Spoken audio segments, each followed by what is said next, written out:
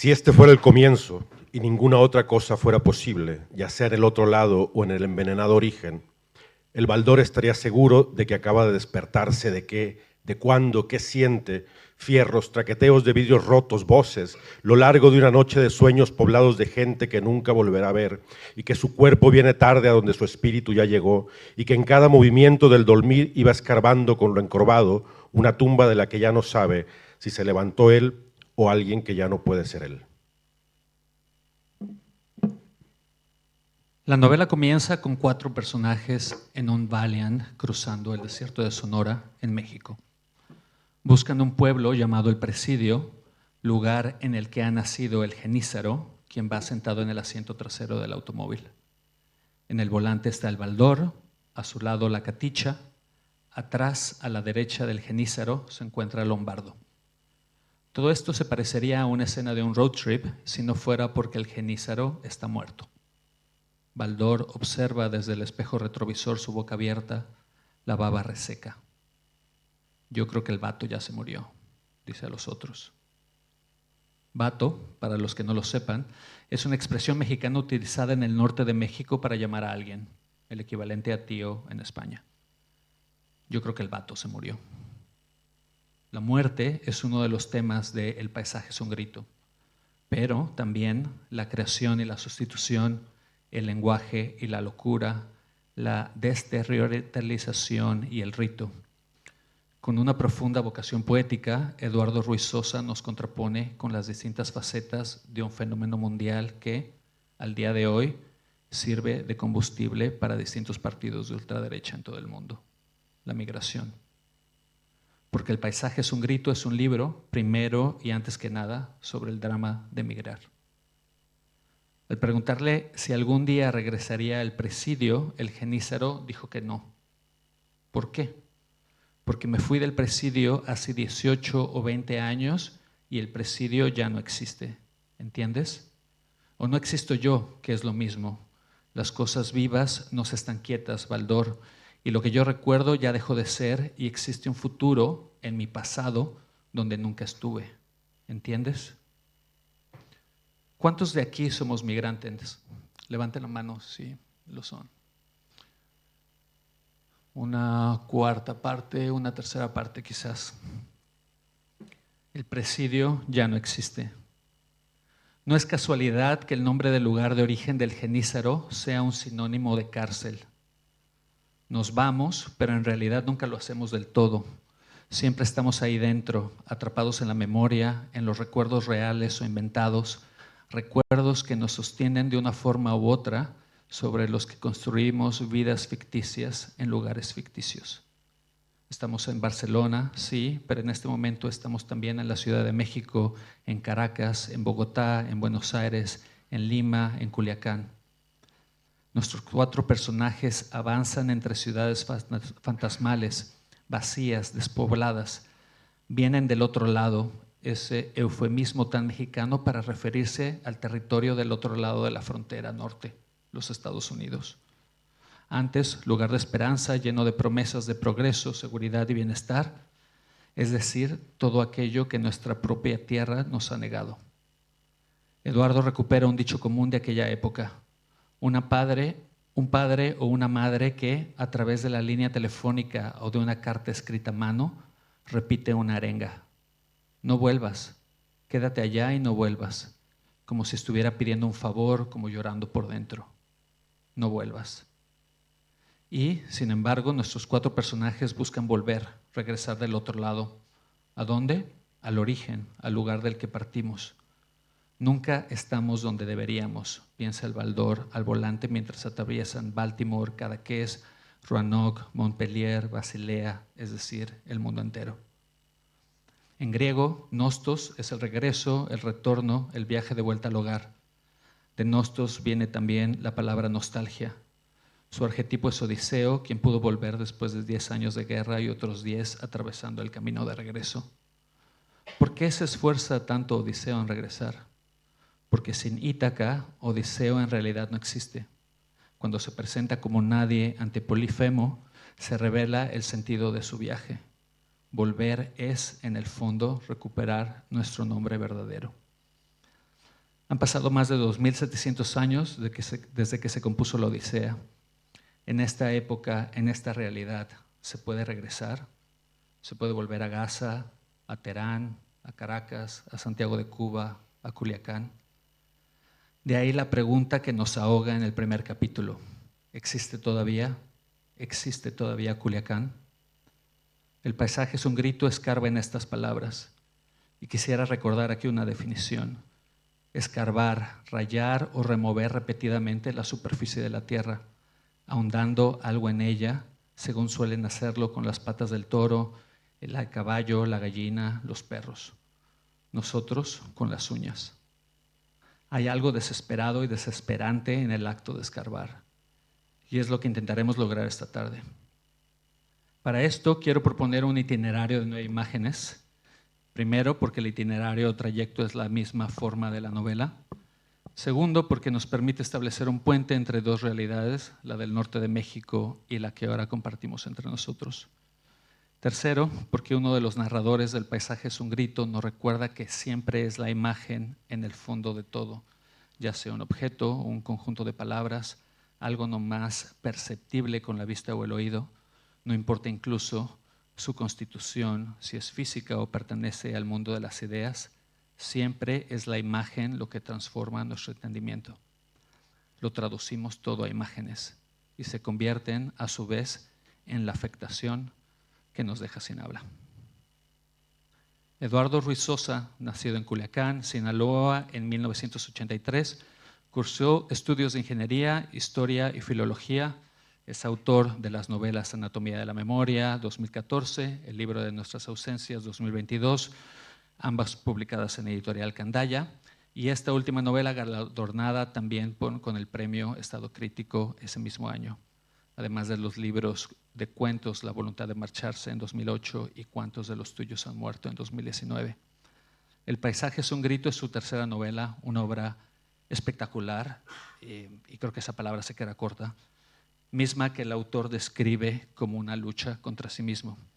Es para mí un honor comenzar esta charla con el primer punto del itinerario. Me gustaría reiterar las gracias por estar aquí a cada uno de ustedes. Y bueno, comenzamos. Julián, ¿podemos ir a la primera imagen? Quisiera, Eduardo, comenzar con el proceso de escritura de la novela, ¿no? Lo que están viendo en la pantalla es parte del dossier a prensa que se envió con el libro. ¿Cómo nació la novela? ¿Cómo se fue develando este universo de personajes que eventualmente nos ofrecen también una geografía, ¿no? y un trayecto por esa geografía? Bien, bueno, antes de responder, muchas gracias a todas, a todos. Normalmente cuando he estado en esta sala estoy en la orillita y luego me bajo rápido porque no es mi trabajo, salvo hacer ese. Y es muy impresionante ver tanta gente y tantos amigos, tantas amigas queridas y tanta familia de este lado. Gracias Roberto, gracias Julián, gracias Olga por todas tus palabras, gracias Candaya y gracias. No tengo mucho más que decir. Esto es parte del delirio de la novela. En realidad, es para seguir con el asunto de las réplicas. Ahora llegamos a por qué las réplicas. Esto es una réplica también. En mi habitación donde trabajo, en casa, porque ya tengo una edad y no escribo en los bares, nada más voy a pensar a los bares, estaba este mapa, que es un mapa geológico, un mapa de la región de San Blas, del norte de Sinaloa, del noreste de México, de donde están las minas. La minería y las minas son muy importantes en el libro porque hay una crítica, desde luego, a todos los procesos de explotación de las mineras extranjeras, canadienses la mayoría, y todos los desastres ecológicos y sociales que han provocado en la región. Y quería tener ese espacio delante de mí, y entonces iba tomando notas. Cada vez que se me ocurría una pendejada, iba y anotaba, y iba tomando notas ahí. Cuando terminé el libro, pensaba en hacer algo con ese mapa, pero era tan feo, no había mucha estética, y decidí volverlo a hacer con un poco más de orden, y entonces este es el asunto. El libro empieza con es un viaje, desde luego, la estructura de todo el relato es un viaje, creo que hay una serie de estructuras muy elementales a la hora de construir relatos, que empieza cuando, y si alguien tiene madera cerca, tóquenla, cuando deportan al Baldor, el personaje, digamos, principal del relato. En realidad son varios personajes principales, no hay uno solo, pero digamos que el que comienza con la historia es este individuo, Baldor, que es deportado, vive en Estados Unidos, se ha ido ahí, nunca ha vuelto, y se encuentra con que algo queda atrás. Él está en Tijuana, completamente extraviado, y no sabe qué hacer, ¿no? A partir de ahí es un viaje, eh, como decía Roberto, como decía Olga antes, un viaje al origen, un viaje de regreso al supuesto punto de partida, ahí donde fuimos algo que ya no podemos ser, ¿no? Como si eso permitiera volver a empezar, como si eso permitiera eh, eh, hacer borrón y cuenta nueva, ¿no? A partir de ahí hay nueve capítulos. La idea de cada capítulo, a diferencia de las otras dos novelas anteriores, que digamos tienen una composición eh, más,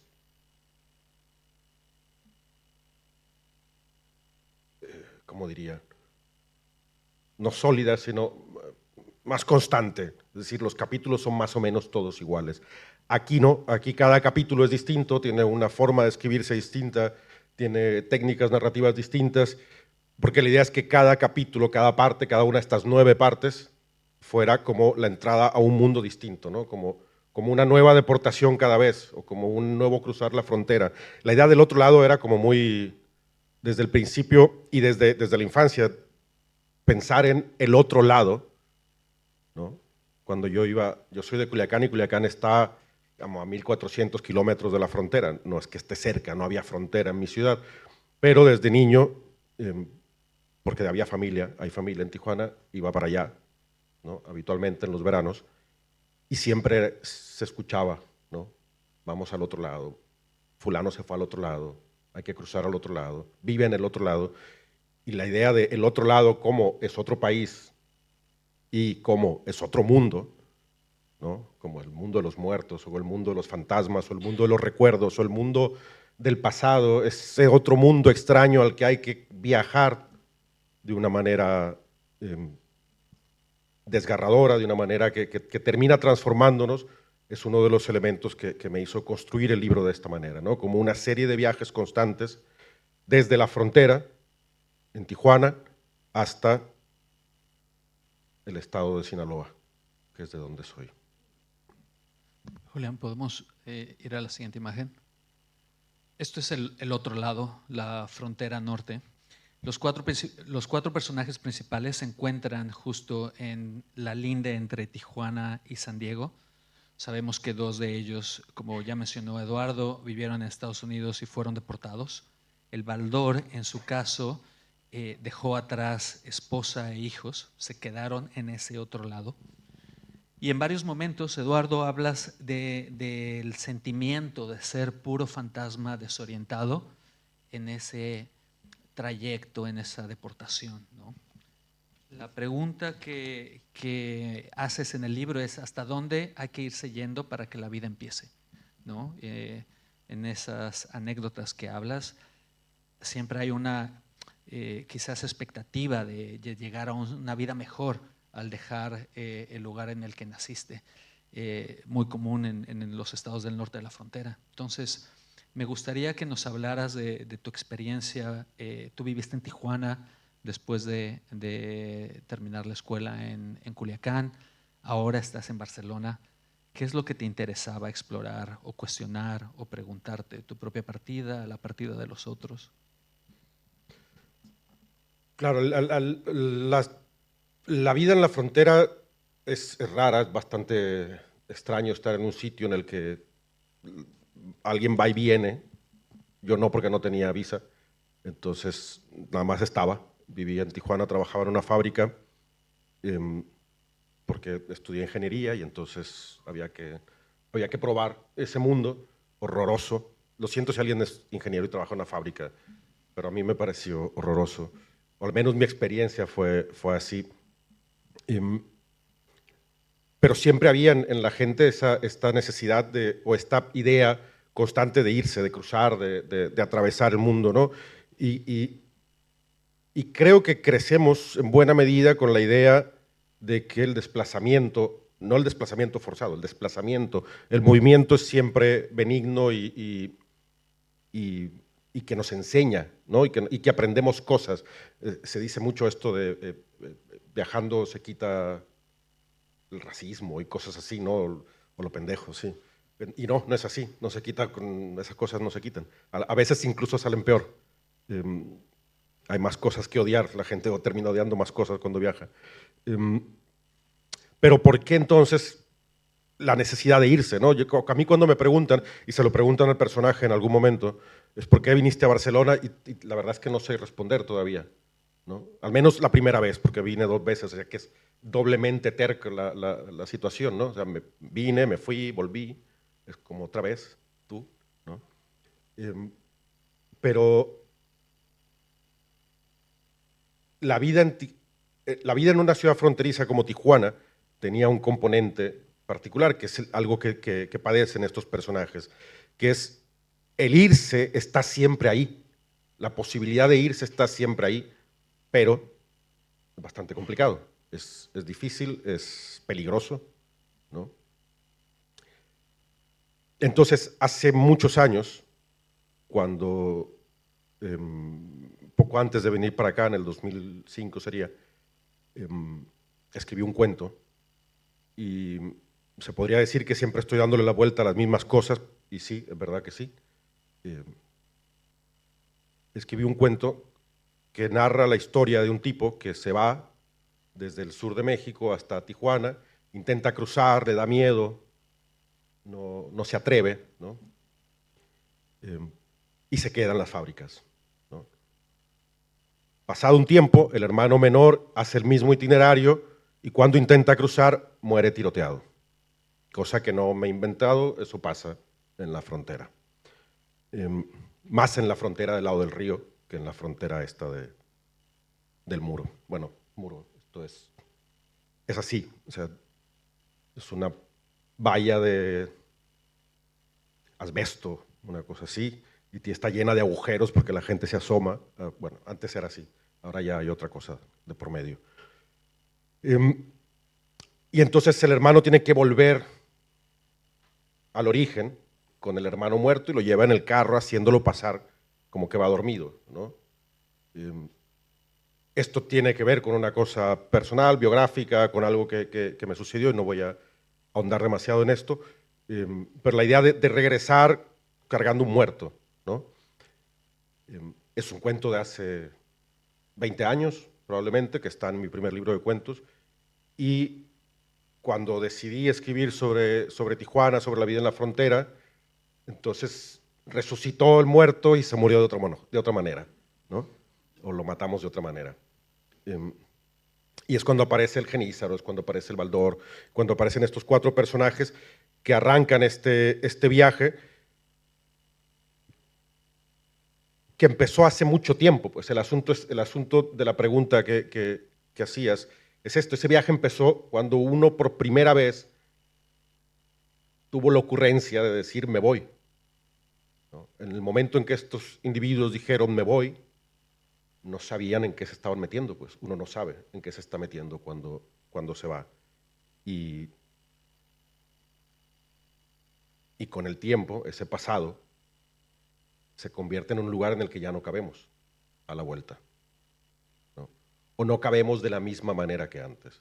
Por eso el regreso es tan violento para ellos, por eso es tan conflictivo. Más allá de que en el camino se muere el Genízaro y hay que llevarlo a su pueblo por una cuestión del cuidado, es un libro en el que el asunto del cuidado es importante, el cuidado de los otros, el cuidado de los muertos, el cuidado de la memoria, el cuidado de los que padecen, y hay que llevarlo a su pueblo, ¿no? Al presidio, que es el pueblo que mencionaba Roberto, hay que llevarlo al presidio, pero cuando iban en la carretera del desierto de Sonora es una cosa larga, una línea recta larguísima, aburrida, y el tipo iba explicando, el presidio es esto, el presidio es lo otro, el presidio es no sé qué, nadie le puso atención, cada uno iba en su rollo. Y entonces cuando se muere no saben cómo llegar al presidio. Y ahí empieza el extravío por todos estos pueblos del norte de Sinaloa, la zona minera, donde salía el mapa y todas estas cosas, ¿no? Sí. Hay también un espacio intermedio que tiene bastante fuerza en la novela y que se llama El Baldío. Es el lugar en el que deambulan cientos de personas, y si podemos ir a la siguiente imagen, y que tiene que ver con la crisis migratoria que sucede en la frontera norte, que comenzó en muchos sentidos con el Tratado de Libre Comercio, con el auge de las maquilas y con pues los asentamientos irregulares que comenzaron a sucederse por todo el largo de la frontera de Tijuana y otros tantos sitios de paso. Y en este sentido, Baldor es deportado, llega a uno de estos lugares, uno de estos campamentos, como mencionaba Olga, y ahí conoce al Genízaro, ¿no? El baldío, en cierto sentido, es un no lugar, un espacio de transición, un lugar suspendido entre el otro lado y el origen, entre regresar y haberse ido. Y me gustaría, bueno, también decir que en todo este espacio opera toda esta maquinaria de la necropolítica, ¿no? La captación del narco de personas como sicarios, la captación de gente para trabajar en la maquila, el desahucio, los asesinatos. Entonces, ante esta situación, me gustaría que nos hablaras un poco de este lugar y su posición con respecto a los lugares o al resto de los lugares en tu novela. ¿Por qué darle tanto espacio a este no lugar? Claro, el título del libro, El paisaje es un grito, viene de un verso de un poeta amigo mío, Francisco Mesa, de mi ciudad. El verso completo es un dístico, son 2 versos el poema. Es: para una vez ciega el paisaje es un grito, ¿no? La idea de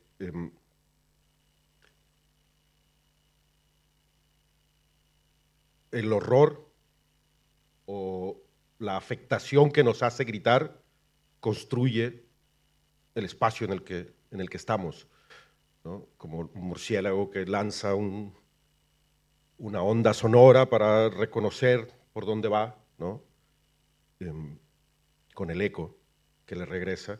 Y de alguna manera nosotros habitamos los espacios así, los hacemos así. Esos espacios que aparentemente, desde luego, como señalaba Marc Aullier y toda esta sociología y filosofía del no lugar, pero que en realidad son lugares propios. Lo que pasa es que no todo el mundo los quiere, ¿no? O sea, son no lugares para quien los ve de lejos, pero para quien está ahí es su lugar, ¿no? Entonces, al volver al ser deportado, al llegar a la frontera, estar en Tijuana, Baldor no tiene dónde vivir y vive en un terreno baldío, en una casa abandonada. Hay muchas casas abandonadas y estacionamientos públicos abandonados, o los había en aquel momento, hace 1000 años que no voy a Tijuana. Y ahí viven él y otras personas. Después hay un campamento, el campamento es como un cuerpo que va cambiando también, que va como moviendo sus órganos, y cada noche es distinto. El camino por el que salí ayer y por el que entré ahora ya no existe mañana, ¿no? Toda esta transformación constante del espacio, pero que para alguien es su casa, ¿no? Aunque sea horrible, aunque sea insalubre, aunque sea esto, que es la entrada de una casa en Tijuana, ¿no? Desde luego no invita mucho a entrar, pero sí, lo de las ruedas, lo de las llantas, son los cimientos de las casas en los cerros de Tijuana, ¿no? De los asentamientos ilegales. Todo esto, desde luego, tiene que ver con el consumo, con la idea del consumo. Yo quería escribir una novela que no tuviera nada de política y no pude. Porque no puedo, porque así veo las cosas, así estoy en el mundo.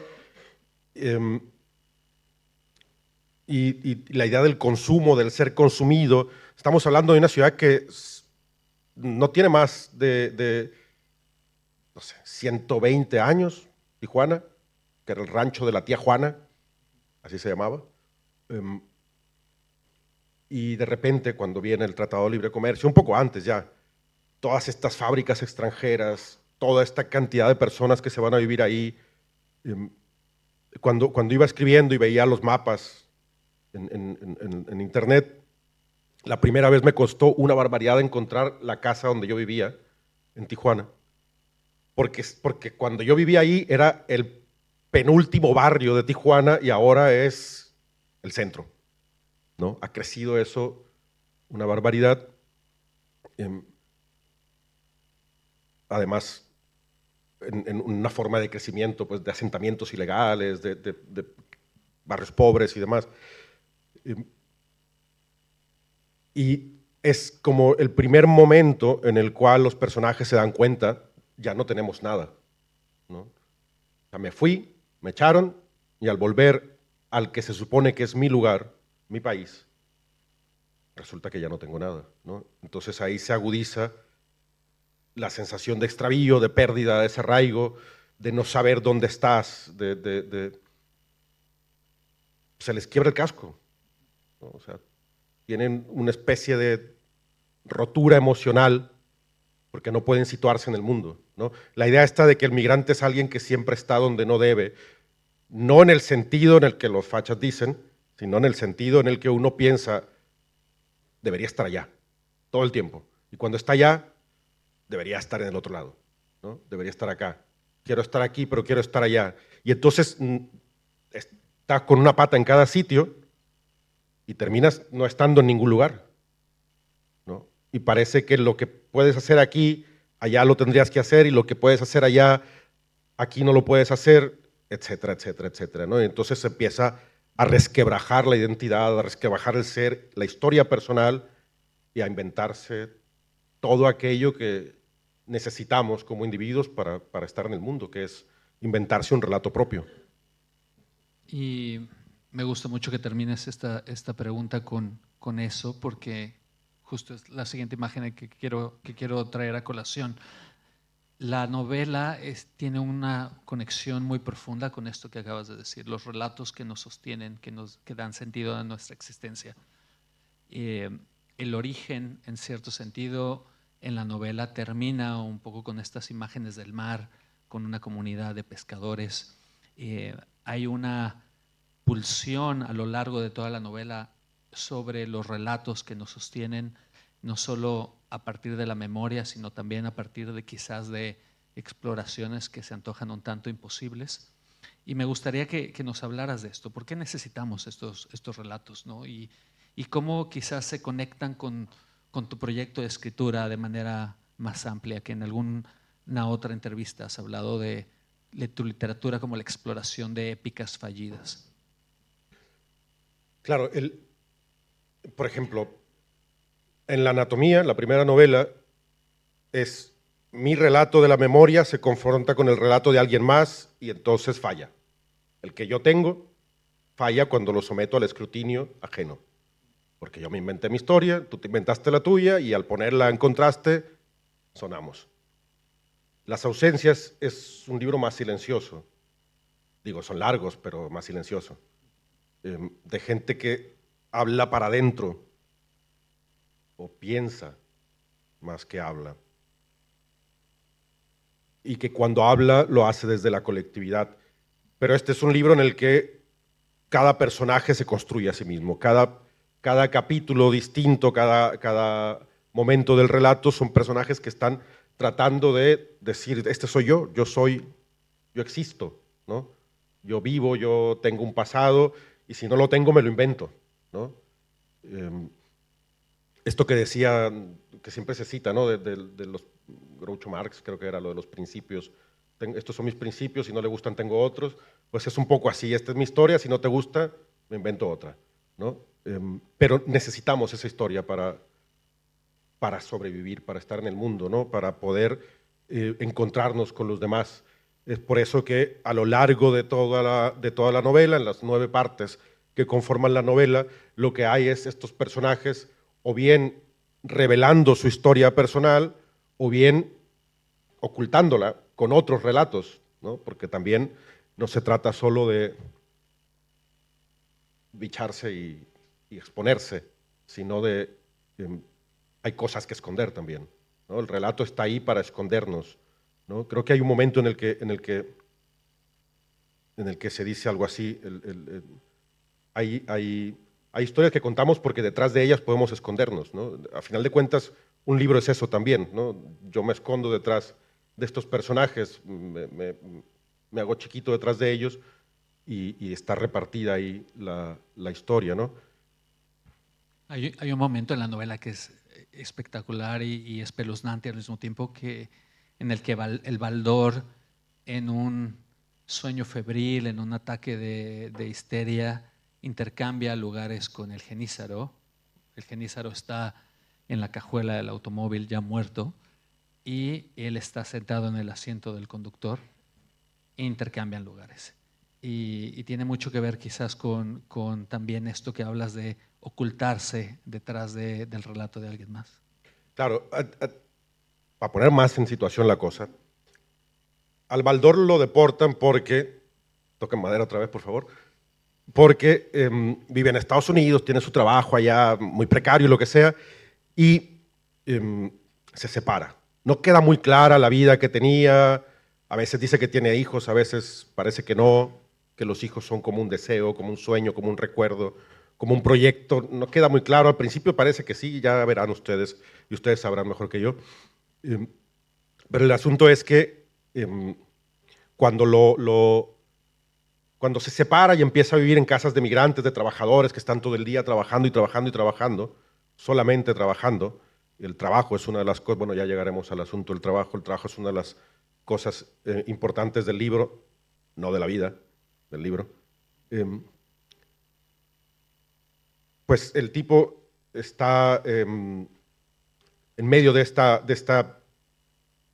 digamos, de esta primera deportación, lo deportaron del matrimonio y está viviendo como puede, en donde puede, y se entera que tiene que renovar los papeles en el otro lado, ¿no? La residencia, y necesita un documento que solo lo puede conseguir en el origen, porque todo se quedó en la casa donde vivía, ya no quiere asomarse por ahí, o lo que sea, o ya tiraron toda la basura, y descubre un pequeño detalle que voy a contar porque yo creo que en mis libros, lo hablábamos el otro día, no hay spoilers porque son cosas más bien simbólicas, entonces da igual. Resulta que el vato tiene 2 partidas de nacimiento. Se dice partidas de nacimiento aquí, ¿no? 2 certificados, 2 actas de nacimiento. Una con el que siempre ha usado, con sus 2 nombres, sus apellidos, su fecha de nacimiento, y otra con los nombres al revés y la fecha de nacimiento 3 años antes. Y ahí dice, ¿qué pasó aquí? Como esto es un regreso al origen, el conflicto está en ¿por qué nací 2 veces? ¿Por qué soy 2 personas? Desde luego que si alguien de los que levantaron la mano y hablaron, dijeron yo soy migrante y han hecho trámites burocráticos aquí o donde sea, sabrán que tener un solo error en un documento es un pedo enorme con la administración pública. Pues claro, eso es lo que provoca que el tipo sea deportado. Toque madera.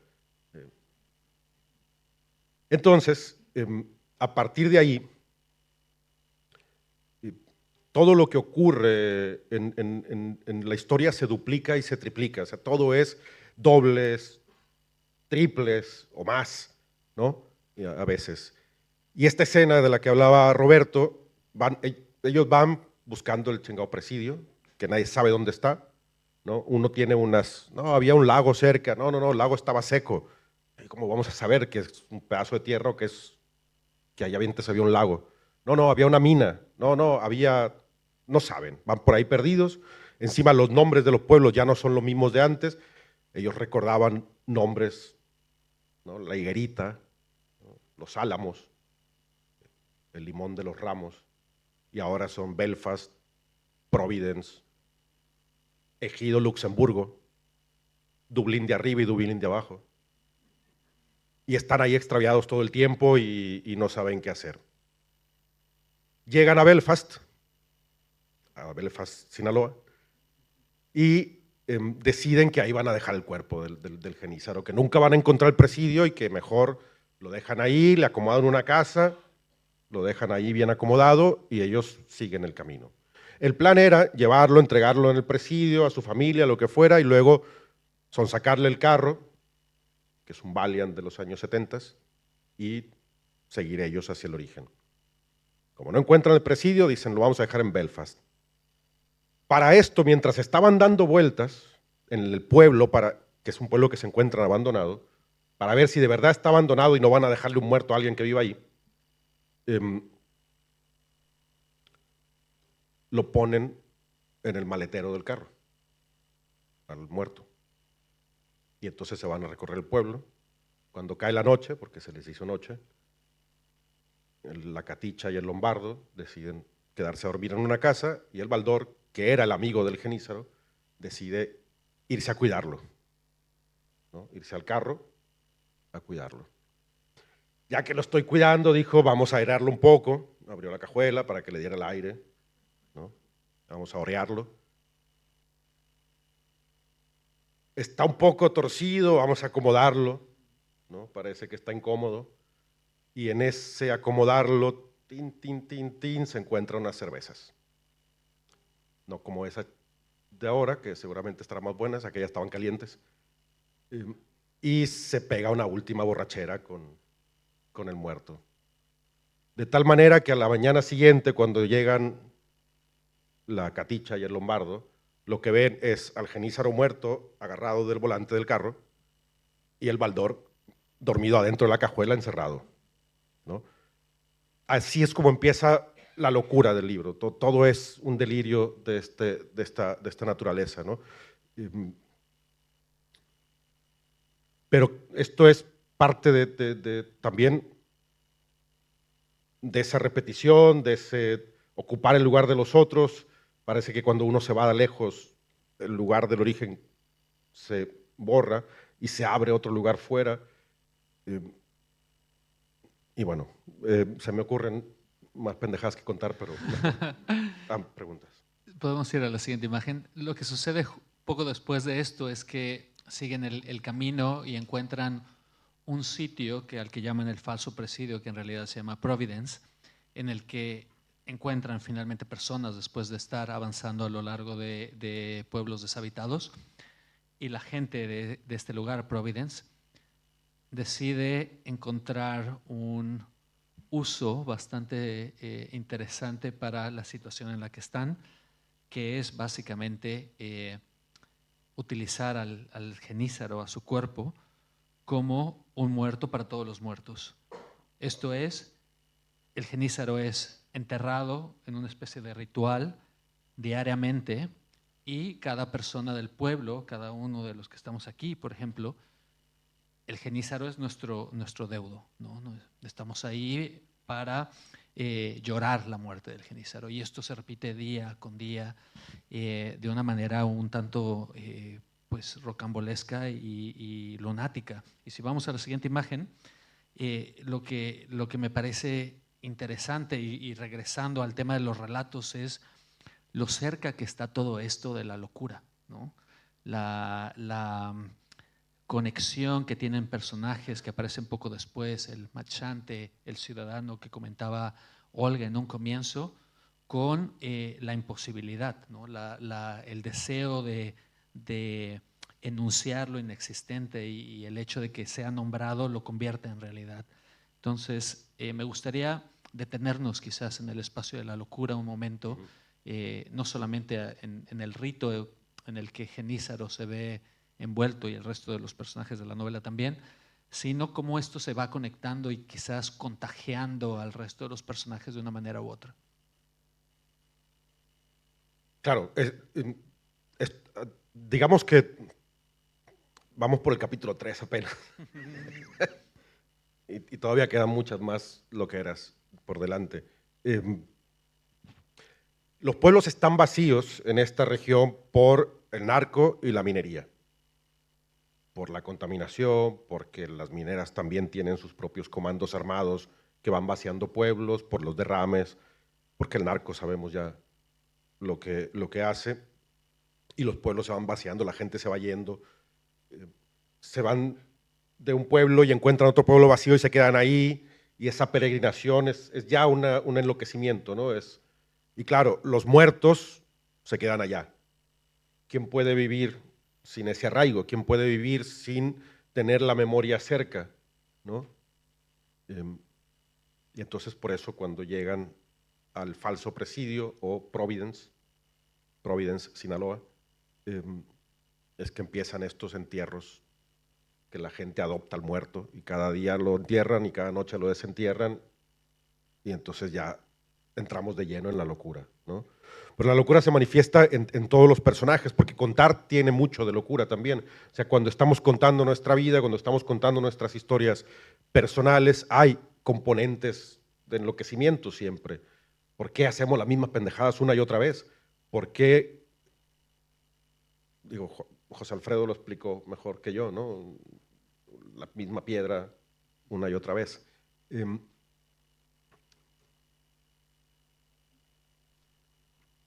¿Qué hacemos entonces cuando todo está destruido, o cuando aparentemente todo está destruido? Nos estamos recontando nuestra historia y ahí es donde entra la creación, la idea de crear.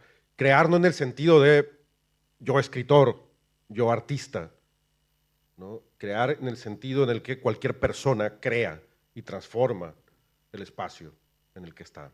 Evidentemente es una novela en la que el espacio y el paisaje es primordial y cómo lo transformamos, ese campamento del que hablábamos antes, esas casas que aparecían antes en los cerros de Tijuana, esas transformaciones constantes de la ciudad, las transformaciones dentro de las fábricas, hay montones de fábricas en el libro, no solo las fábricas de Tijuana, las mismas minas, los nombres cambiados de los pueblos, todo esto es creación. La creación nos salva o nos sostiene. Vamos a bajarle 2 rayitas, nos sostiene. No sé si nos salva, pero nos sostiene. No es necesario crear un objeto como tal, no es necesaria una obra de arte. La creación es un vínculo. Lo que Baldor tiene con el Genízaro es creación, es amistad, es creación. El vínculo que hay entre Lombardo y Caticha, que se resuelve hasta el final del libro, que no se sabe nunca si son hermanos, si son un matrimonio que se odian entre ellos, si es madre o hijo, nunca está claro hasta el final. Ese vínculo es un proceso de creación. Todas nuestras relaciones son procesos de creación. Desde luego nuestra memoria es un proceso creativo, ¿no?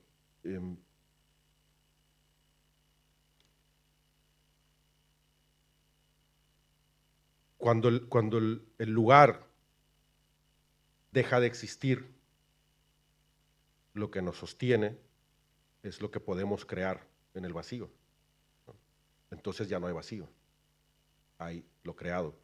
Y eso es un acto esencialmente enloquecido, porque la creación es esencialmente enloquecida. Es salirse de toda norma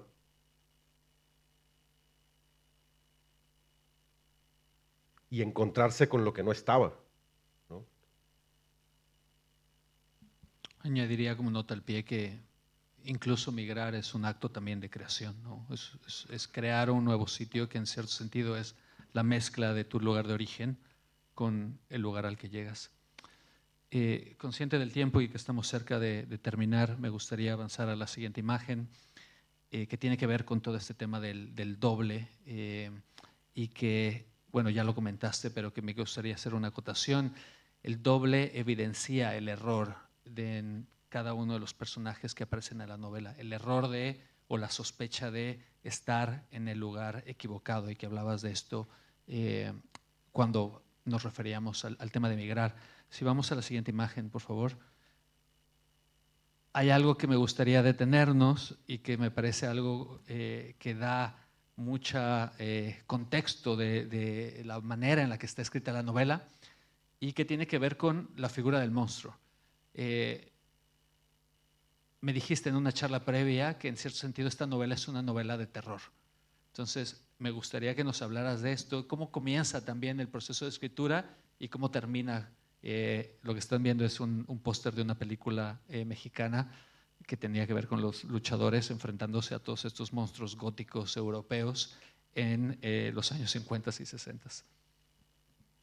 Bueno, en realidad el libro empezó porque se me ocurrió una cosa muy estúpida y por tanto muy brillante, que era, a lo mejor luego le escribo, al final eso quedó fuera del libro porque el libro es el resultado de eso. Se me ocurrió que alguien, yo había pensado en la primera vez que se me ocurrió que eran rusos, pero ahora ya no pienso en eso. Que alguien compraba la Villa Diodati en Ginebra, que es donde se encerraron Mary Shelley, etcétera. Los demás no importan en realidad, Mary Shelley es la chingona de ahí. Pero donde nacen como tales la criatura del doctor Víctor Frankenstein y el vampiro de John Polidori. Por tanto, dos de los monstruos fundamentales que explican el siglo XIX y buena parte del XX. Y entonces yo pensaba, a alguien muy loco se le puede ocurrir comprar esa casa y meter artistas para pensar en el monstruo del siglo XXI. ¿No? Lo que llevaba a pensar que a lo mejor la discusión era qué es el arte y qué es un artista, y si había que meter ahí a un tipo que sabía hacer fentanilo, a un programador informático, a alguien que trabaja en Hacienda, a alguien que defrauda Hacienda, etcétera, ¿no? Para ver cómo esas relaciones creaban un monstruo. Todo eso dio como resultado esta novela. Eso no ocurre en la novela porque los monstruos están ya ahí. En el libro Nuestras ausencias hay un fragmento en el que se habla de un edificio que es un teatro donde ocurre buena parte de la historia, que originalmente era el ayuntamiento, luego fue la casa del obispo, luego fue la cárcel de la ciudad y finalmente un teatro. Y decía la línea, todos los monstruos posibles vivieron en ese edificio, ¿no? El Estado, Dios, el crimen, la ficción, ¿no?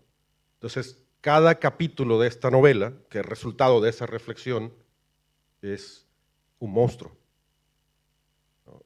En cada capítulo, al inicio, hay un título que proviene, eso se me olvidó decirlo antes, al principio, de La Celestina, otro monstruo, maravilloso, los lugares en donde ocurre el capítulo y una cita, y esa cita es la que hace referencia a los monstruos, el fantasma, el vampiro, la criatura de Frankenstein, los ladrones de cuerpos, la momia, etcétera, ¿no? Y tiene que ver con la composición del... No se habla de monstruos, no sale ninguna momia, aunque algunos parezcan momias, sobre todo cuando están borrachos, o un poco el genízaro esté medio momificado. Pero la idea era eso, ¿no? ¿Qué es lo monstruoso en la vida hoy en día? ¿No? El trabajo de explotación, la transformación también explotadora del espacio, de la naturaleza, la violencia, ¿no? Todos esos monstruos que constantemente están en nuestra convivencia, ¿no? Y eso es parte de la estructura de... Cada capítulo es distinto, y cada capítulo, digamos, está inspirado en una especie de monstruo que funciona como esqueleto de los capítulos. Quiero leerles algo muy pequeño para ya terminar, y si vamos a la siguiente imagen. El paisaje es un grito, es una novela audaz, y me parece que el propósito de toda presentación de un libro es darles las claves a las cuales les pueden servir para acercarse al texto. Es tan audaz como desoladora, debo decirlo, en la que los personajes aúllan y cantan ante la sospecha de encontrarse en el lugar equivocado. Nos sugiere además que existimos en tanto tenemos la posibilidad de utilizar el lenguaje para nombrar lo que pasó, sí, pero más importante aún, para nombrar lo imposible, aquello que definirá el futuro del momento en el que estamos. Eduardo, me gustaría cerrar con la imagen que escogiste para la portada del libro, una imagen ritual en México, en un lugar sagrado, y que al mismo tiempo pues, es parte de un sincretismo interesante, ¿no? La figura del toro, que no existía en Mesoamérica antes de la llegada de los españoles. Entonces, un poco para cerrar y como colofón a nuestra charla, háblanos de esta imagen y háblanos al final a dónde quisiste escarbar recobrando esa imagen inicial. ¿Qué fue lo que quisiste escarbar en todos estos temas, en todas estas aristas, en la locura, en tus propios recuerdos, en tus propias sensaciones al estar aquí y allá al mismo tiempo, Culiacán, Barcelona, como cierre a esta charla? Bueno, la idea de todo esto, de todo este libro y de todos estos personajes, que además hay otros tantos, ¿no? Hemos mencionado, por cerrar un poco esos nombres que se mencionaron, un tal Perdomo, que es un tipo que trabajaba en una fábrica de puertas y hace una cosa muy rara, y después empieza a hacer réplicas de edificios dentro del cementerio de Culiacán. Si usted busca en internet cementerio de los narcos Culiacán, Sinaloa, lo que van a encontrar es que hay mausoleos con el Taj Mahal,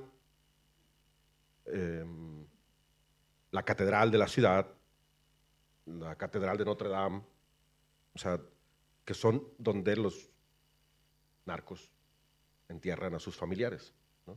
Mientras más ostentosa, mejor, ¿no? Y entonces este personaje, el ciudadano o Perdomo, se dedica a construir estas réplicas, ¿no? Hay otro tipo que se llama Matt Chante con X, que en el siglo XVIII se dedica a fundar 23 ciudades que se llaman París en Estados Unidos. Existen las 23 ciudades que se llaman París en Estados Unidos, y el tipo va por allá. Es un migrante mexicano y va fundando ciudades que se llaman París en el otro lado. Ya ustedes averiguarán por qué. Migrar implica eso, justamente, ¿no? Que las cosas pierdan su origen si el origen hace daño, ¿no? Que las cosas preserven su origen si el origen hace bien, ¿no? Esa mezcla entre el lugar de origen y el lugar de destino de quienes migran, de quienes migramos, es esa especie como de grito para darle forma al espacio, ¿no? La fotografía, que es una fotografía maravillosa de Yael Martínez, un fotógrafo mexicano que ha trabajado mucho con cuestiones de narcotráfico y cuestiones de desaparecidos y de frontera y demás. Es esta explosión del grito, ¿no?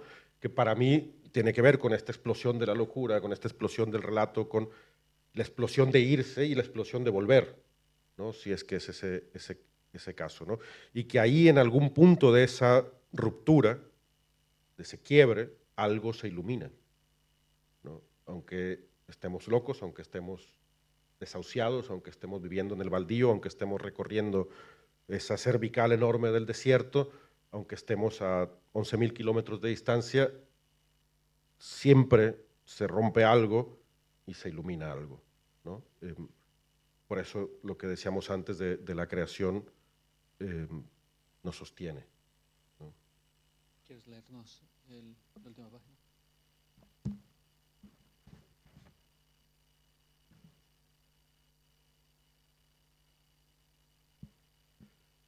Si este fuera el final y ninguna otra cosa fuera posible, ya sea en Tijuana o en Culiacán, el Baldor estaría seguro de que acaba de despertarse o de nacer. ¿Dónde, pues, en qué latitudes, bajo qué sombra de qué árbol lleno de pulpos o en qué casa poblada de perros? Piedras, traqueteos de voces rotas, vivas o muertas, lo largo de un viaje de recuerdos despoblados de tumbas, ruinas, túneles, minas, que nunca vio, pero por las que caminó haz de cuenta que se hubiera sido con su propio cuerpo y no con el ajeno del relato, y que su mente apenas viene llegando al lugar de donde siempre se fue, y que en cada movimiento de la andadura iba reconociendo con lo encorvado del primer recuerdo una huelga de la que ya no sabe si se despertó él o el futuro que viene de lejos, porque allá sigue el origen y es impenetrable la prehistoria. Hubo tiempo de recuperar alguna cosa, Antes de las palabras hay una realidad y después de las palabras es otra la que llega traída por quién, Baldor. Si lo que empieza o continúa hacia el futuro es una vida con los nombres al revés y 3 años renunciados desde el nacimiento, es porque hay gente que aprende a querer sin decir ni una palabra o borrándolas todas para que el mundo vuelva a empezar. Muchas gracias.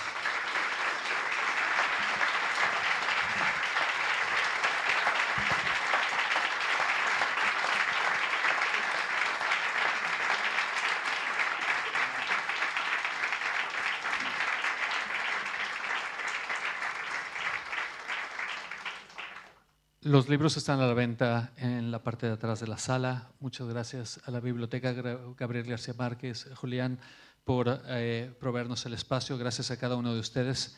Y Eduardo estará aquí firmando libros una vez que lo tengan para, bueno, sí, buscan. Muchas gracias. Muchas gracias a Gracias. todas y a todos.